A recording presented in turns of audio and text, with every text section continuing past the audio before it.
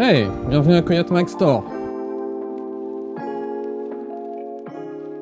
Je suis Laurent Coffel, je suis directeur de Coyote Mag. Alors Coyote Mag, en fait, à la base, c'était créé quand j'étais au lycée, même au collège. J'avais fait un fanzine qui s'appelait Pirate, qui avait très bien marché. Un peu plus tard, on a voulu faire un vrai magazine et on a réussi à sortir un premier numéro de Coyote Mag en 1997. On avait commencé à intégrer quelques mangas dedans. Donc moi, j'avais ma propre BD, puisqu'à la base, je dessinais, et mon héroïne s'appelait Coyote. Après, quand j'ai relancé le magazine en 2001, j'ai gardé le nom en fait de Coyote Mag. Coyote Mag est un magazine d'actualité sur les mangas, sur les animés, les films, tout ce qui touche la culture japonaise. Alors c'est un bimestriel. Ce qu'il faut savoir, c'est que chaque image du magazine doit être validée par les Japonais. Quand on fait un poster One Piece, il faut penser qu'on a 6 mois, 1 an de validation derrière. Chaque page est contrôlée par les Japonais quasiment, quoi. Tu nous fais visiter ta boutique? Ah oui, grand plaisir. Alors, la particularité de la boutique, c'est d'avoir des produits exclusifs en très petite quantité. On a aussi des figurines. Voilà, on a pas mal d'éléments très rares. Ici aussi, là, c'est le coin le plus recherché, c'est le coin des Shonen Jump. Pour ceux qui ne connaissent pas, c'est donc la bible du manga, c'est là-dedans où est prépublié My Hero Academia, évidemment One Piece. Toutes les semaines, ça sort. Et encore plus rare, c'est les Shonen Jump Vintage, par exemple. Des vieux numéros, celui-ci date de 1999 avec One Piece, ou celui-ci avec Jojo en couverture. Donc ça, vous pouvez aller à la boutique ou sur notre site internet pour les trouver, et là on est vraiment les seuls à faire ça. Ici on a le concurrent du Shonen Jump, c'est le Shonen Magazine, et ici c'est le Wall of Fame, le mur des célébrités, les dédicaces des auteurs qu'on a interviewés pour le magazine. En petit, on a l'auteur de Fairy Tail, Hiro Mashima. Après là c'est évidemment le coin des Coyote Magazine, avec le numéro 92 avec Spy Family. On passe au artbook, un élément assez essentiel de la boutique. Superbes illustrations de Jojo ici, petit Demon Slayer.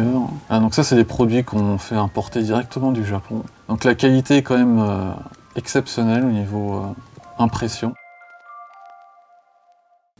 Ah, ok.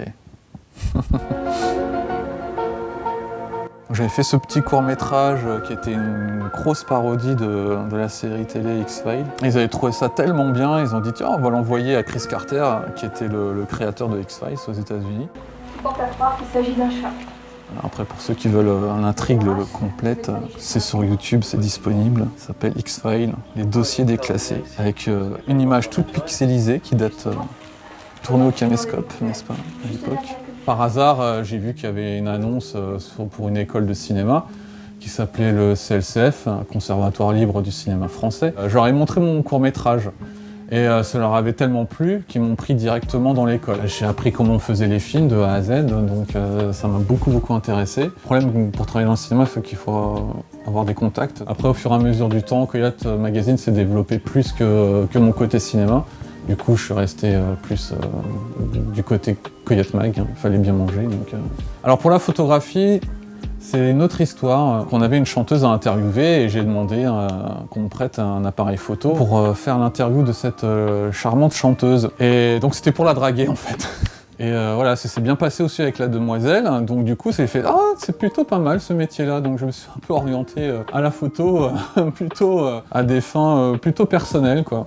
Alors j'ai commencé à couvrir le festival de Cannes, j'avais tourné dans Marie-Antoinette. L'équipe du film m'avait invité aux marches, à la projection, donc la sélection officielle du festival de Cannes. Je pouvais pas venir, mais par contre j'ai pu venir en tant que photographe de l'équipe. Je suis arrivé sur le tapis avec l'équipe de Kirsten Dunst, Asia Argento et tout ça, donc c'était très rigolo. Puis après je suis resté, quoi. J'ai couvert le festival en entier, quoi.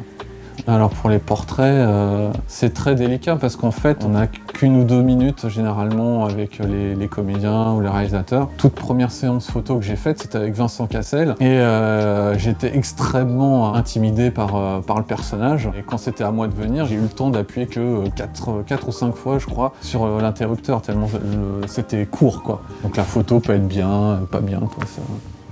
C'est pas toujours bien parfois. Ouais. Bon, Valentin, c'est fini, tu te casses. Ça y est, allez, hop.